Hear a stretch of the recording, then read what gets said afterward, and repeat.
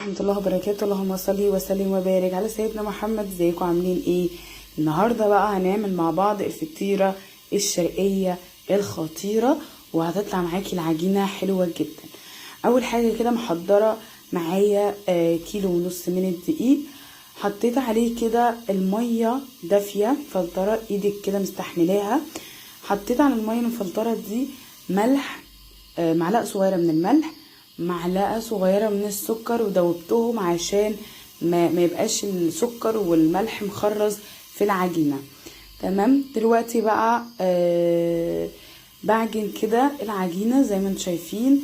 العجينة دي زي الفطير المشلتت بالظبط. هنزل لكم برضو في صندوق الوصف الفيديو بتاع الفطير المشلتت. هفضل اعجن بقى كده عجينة عشان تبقى ملمسها طري مش ناشف معاكي، وهتريح على مرتين. مرة بعد ما تعجني فيها لازم ترتاح عشان تعرفي تقرصيها. بمعنى ايه تقرصيها؟ يعني تكوريها. ده الحشو اللي انا حضرته: بصل وطماطم وفلفل اخضر وفلفل الوان احمر واصفر وحراق وزيتون مخلي. طبعا هنحشي الفطاير النهارده بالسجق الشرقي واللحمه المفرومه.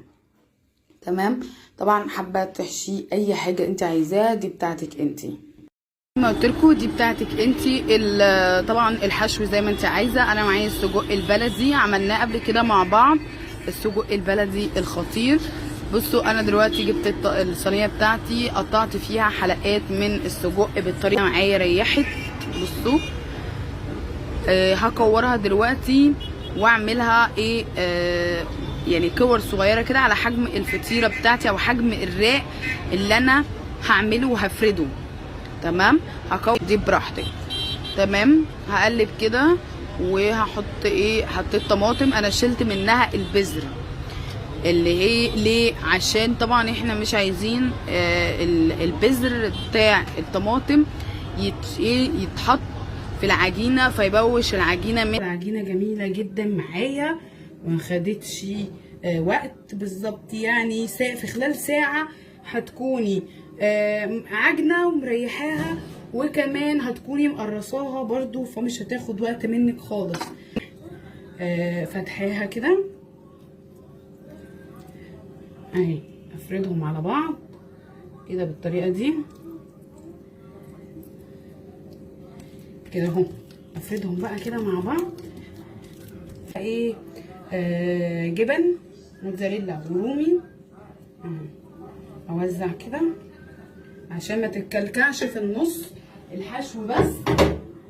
اهو نحط جبنه رومي مبشوره كده اهو على الوش، على وشها، وهحط جبنه رومي، هحط جبنه موتزاريلا اهو. بصوا بقى كده، يا سلام الرحمن الرحيم اهو. مش هعملها على الجنب اللي انا كنت سايباه تحت، لا هعملها على الجنب اللي تحت اللي انا عملته من فوق. بصوا واروح موزعها كده. طلعتها من الفرن، بصوا شكلها يفتح النفس ازاي. لو بقى كده بصوا نطلعها ونحطها في طبق بتاعنا كده. هي بس سخنه منها خالص. بصوا نشيلها عشان بس نقرب الطبق كده عشان نوزعها كده. بصوا شكلها يفتح النفس جدا، جميله.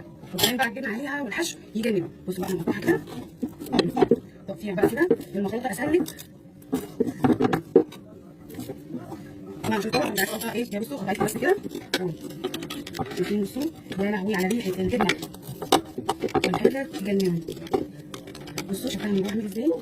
بصوا استنى اوريكم شكلها من جوه. طبعا الجبنه بقى سايحه عليها مديها شكل فظيع. بصوا بصوا بصوا شايفين الجبنه حلوه ازاي. حلوه. هنشوف الجمال ده من جوه. يا سلام الجبنه دي حلوه جدا. انا اول مره اجربها صراحه، بوم غريبه شويه. بصوا بقى شايفين؟ بصوا من جوه عامله ازاي.